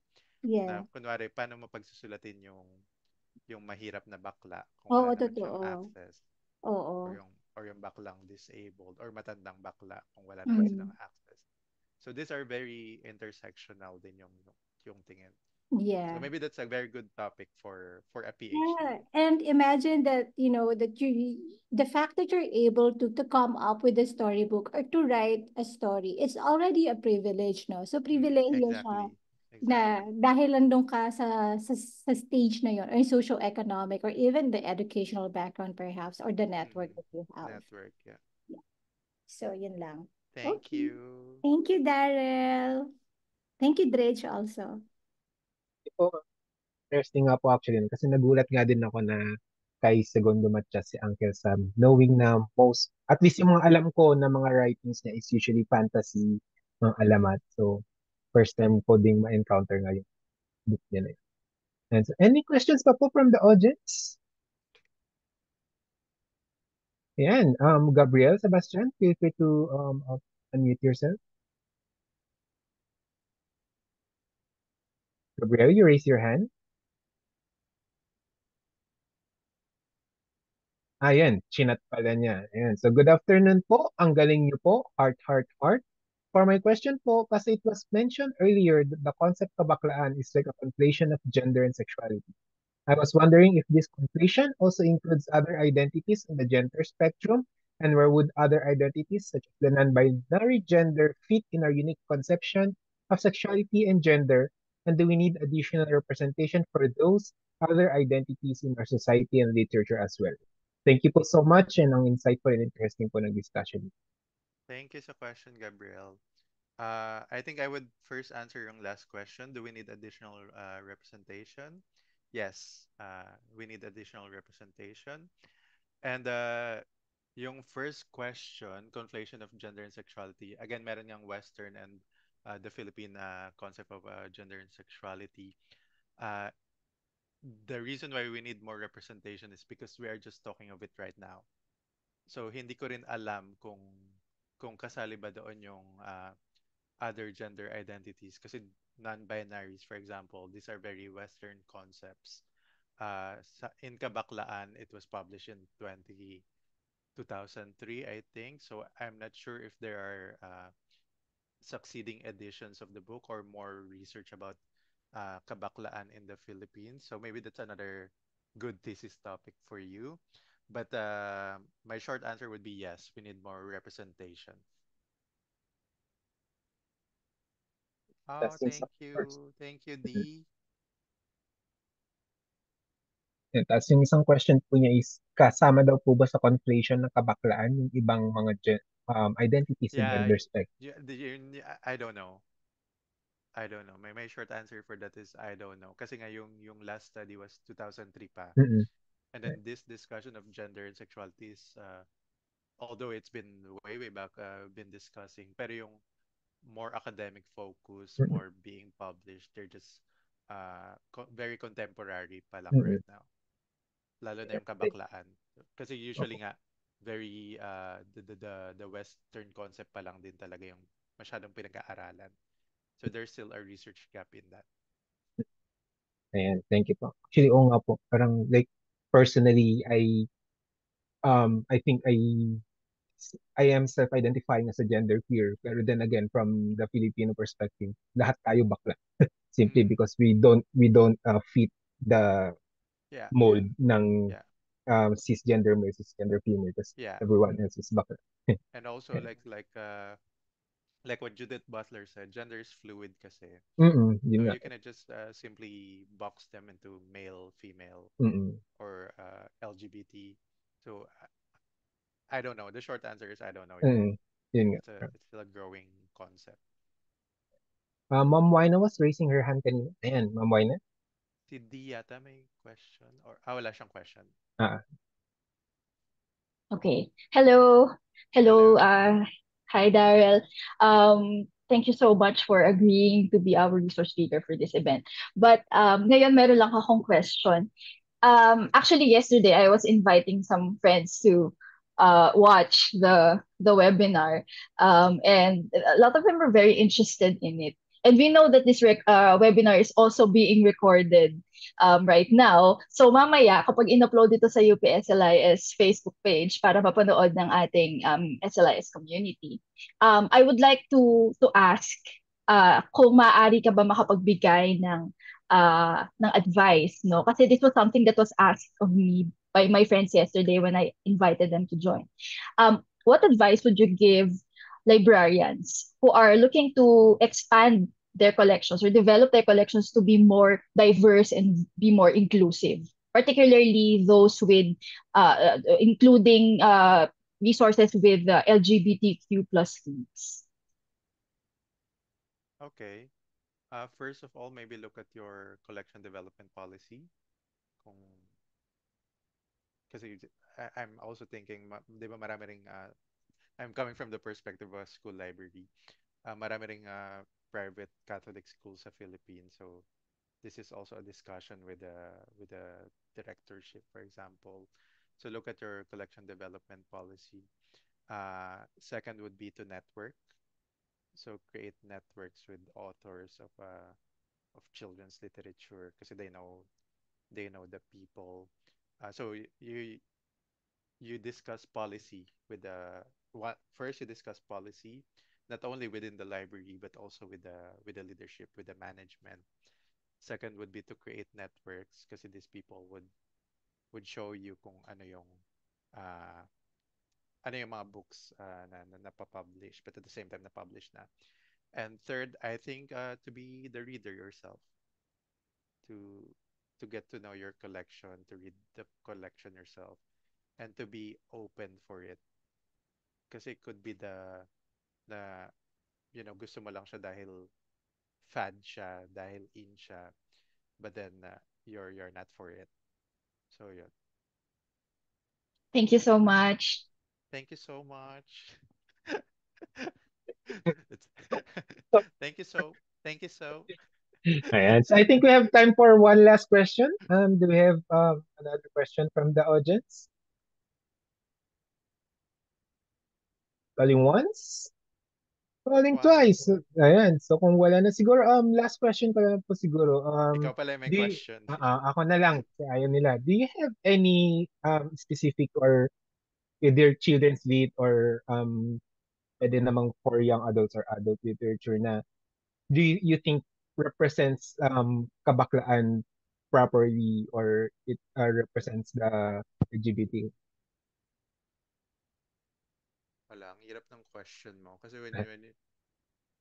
we have very diverse identities. Yeah. What's applicable for me is not Mm-mm. applicable for you, for I example. think personal But then I would favorite. go back to Ruden Sims Bishop. I think of concept of Mm-mm. windows, mirrors, and doors. Na although hindi mo siya mirror, it could be a window for you or a sliding door that would invite you to look into the lives of others. Uh, so personal na lang. Personally, I actually like uh, ano to?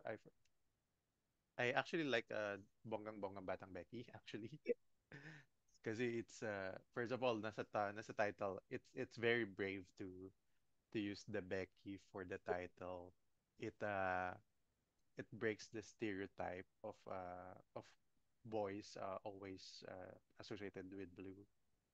So ayun, kaya gusto ko yung Bonggang Bonggang Batang Becky. And of course yung ending niya na acceptance of yourself in the end of your Beckiness. So personally, yun yung personal bias ko. Pero yun nga, I wouldn't suggest na, I wouldn't say na Mm. proper representation siya for everyone. It's my representation, so it's the book that I identified with. Yeah, thank you. May copy din ako nun ng gandang. Yeah. Ayan, so I would just like, total late naman tayo nag-start. I think pwede ko nang pagbigyan tong last, sayang naman. Yeah, This is yeah. from Jamila Hillboy. Hello po. First of all, I would like to congratulate you po for delivering an insightful talk. I would just like to bring up again po your critique on the ending of the books na parang they shy away from saying the word bakla. Do you think it is their step towards normalizing the identity na kahit na anong identity naman ay okay, so di na nila binabanggit? If not naman, how do you think children's lit writers can handle yung mga ganitong mga situations na normalizing the identity while discussing yung issue? Yeah, actually that's a very good question, Jamila. Yun din yung question ko na bakit hindi mini-mention yung bakla? Pero yun nga, yung concept kasi ni Jill Neal Garcia ng Kabaklaan in 2003 is the visible invisibility, na andyan siya, pero hindi siya pinag-uusapan. But then, you also asked, that was still back in 2003. The discourses change, the discourses adapts to the environment. How do we look at gender now, 2024, 11 years? Tama ba? Tama ba yung math ko? Hindi ako magaling sa math. 2003. 21. 21 years. And then I asked some psychology professors. Na yun nga, tama ka din sa sinabi naman. Sabi nila, baka naman kasi yung mga kabaklaan ngayon, they don't really identify na rin, first of all, as bakla. So they don't want to use the term na rin. And second of all, baka it's just normalizing. So it's all baka baka baka. But then my personal take is with the reclaiming of the word, uh, there's power in it. Diba before kabaklaan is associated, bakla is associated with weakness, with being weak, with being coward. But then we're trying to reclaim it na bakla ako, and it's an identity. So there's power in using the word. So that's my personal take, and that's also the thing with the social sciences and humanities. There's not just one perspective of it. So both of your perspective are actually correct. There's the visible invisibility, but at the same time, the just normalizing it. That's why they're not mentioning it. If not naman po, how do you think children? I really don't know. It's hard to say that because this is really systems change. It's like talking about sex in children's books. How do you talk about sex, for example? Yeah, it's still considered as a taboo topic in the Philippines, sex, but at the same time, being gay. I don't know, I'm generalizing, of course. But for example, dito sa Netherlands, binabanggit naman sa mga libro na bakla yung mga characters. So, why can't we do that? Because we're fighting here against the system, against the the the, the deeply rooted system of Catholicism, of patriarchy in the Philippines. So yun nga, the more representations challenging the status quo, I think that's a time na slowly mananormalize yung presence nung bakla sa children's literature. Maraming salamat po. So yan, dami ulit nating natutunan and thank you din sa mga nagtanong. Thank So you, at everyone. And at this point, we will now award the Certificate of Appreciation to our speaker. So the certificate will be awarded by Dean Rhea Apolinario Ay, and wow. GAD Committee Chair Assistant Professor Juana Teresa Santos. So the certificate reads, University of the Philippines School of Library and Information Studies. This certificate of appreciation is hereby given to Daryl Manuel Marco Verzal in grateful acknowledgement of the insightful contribution as resource speaker during the webinar held by the University of the Philippines School of Library Information Studies titled Bakla Bakla sa mga kwentong pambata, the representation of bakla in Filipino children's literature, given this 28th of June 2024 via Zoom. Signed, Assistant Professor Juana Teresa Santos, SLIS GAD Committee Chair, and Assistant Professor Ray Rowena Apolinario, Dean UPSLIS. Again, maraming salamat po. And to conclude Thank today's you. event, Um, Wala, Congratulations, Daryl. Thank wala ba you. tayong video yan. nung nagpapasa ng certificate? Dapat, dapat wala na-practice natin kanina. Tama. Thank you Thank for you. inviting me. Thank you po. Ayan. So, to conclude today's event, let us welcome for our closing remarks the UPSLIS Gender and Development Committee Chair, UPSLIS Faculty Member, Assistant Professor Waina Thierry Santos. Ayan. Hello everybody! Magandang hapon po sa inyong lahat. Thank you everyone for joining us today for this insightful and inspiring lecture by Daryl Marco Verzile on Bakla Bakla sa mga kwentong pambata. We are truly very grateful to Daryl, or Kuya Daryl as I fondly call him, for sharing his extensive knowledge and unique perspectives with us. His commitment to LIS, LGBTQ plus advocacy, and children's literature has truly enriched the discussion this afternoon. I know a lot of our attendees here are students from SLIS, so I think na-inspire sila sa ating discussion ngayon. Thank you so much to our resource speaker. This event is part of the UP Diliman Pride Month celebration with the theme Rampa Queens tungo sa kalusugan, kaligtasan at kalayaan. We are proud to have contributed to this celebration through our webinar, which highlights the intersection of LIS and LGBTQ plus advocacy. I would like to extend my heartfelt thanks, of course, to our speaker, Kuya Daryl, for sharing his insights with us this afternoon. Special thanks also to the SLIS Gender and Development Committee, our members, Kuya Michael Amandi, kasama natin siya ngayon dito. Hello, Kuya Mike, and thank you. And Miss AJ Simpliciano, who's also here in Zoom with us this afternoon.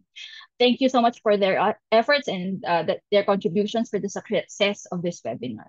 On behalf of the SLIS GAD Committee, I would also like to thank our MC, Mr. Dridge Paul Reyes, for his excellent hosting and moderation this afternoon. Thank you as well for our tech and publicity team. Nandiyan sila sa background natin. Assistant Professor Janice Ormieda, Assistant Professor Nathan Isip, and Ms. Vern Vibar.